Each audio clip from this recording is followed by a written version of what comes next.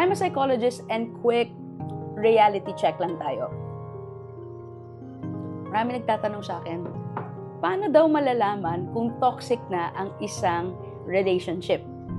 Okay, interesting yung tanong, di ba? Kasi pag Pilipino, it's all about relationships. Importante sa atin ito.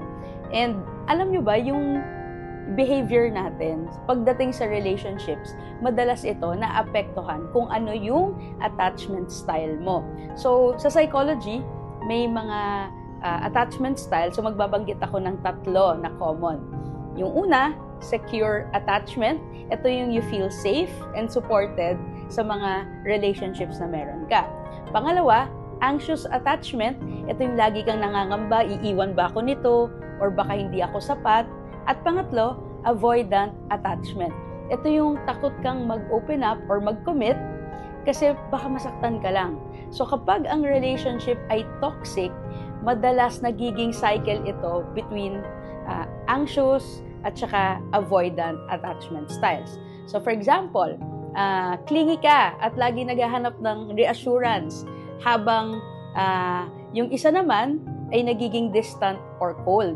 Diba? So hindi siya parang ganun tayo mag-react whenever there are situations or conflicts sa isang relationships, no? Ngayon, pag toxic na yung relationships, ito yung mga iilan na red flags. Una, control, no? So, hindi ka pwedeng magdesisyon sa sarili mo. Kinokontrol ka. Pangalawa, manipulation. Napapasunod ka gamit ang guilt-tripping, gaslighting, or even takot. Tinatakot ka, no? At third, pag emotional na or verbal abuse. Pag lagi kang binababa,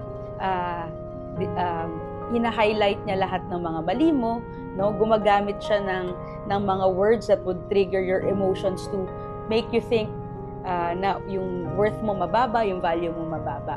Kaya, naapektuhan yung iyong self-confidence at self-esteem. So, yung tatlong yan, kapag ka laging ganyan na yung takbo ng partner mo, ng kapamilya mo, ng friends mo, toxic na siya.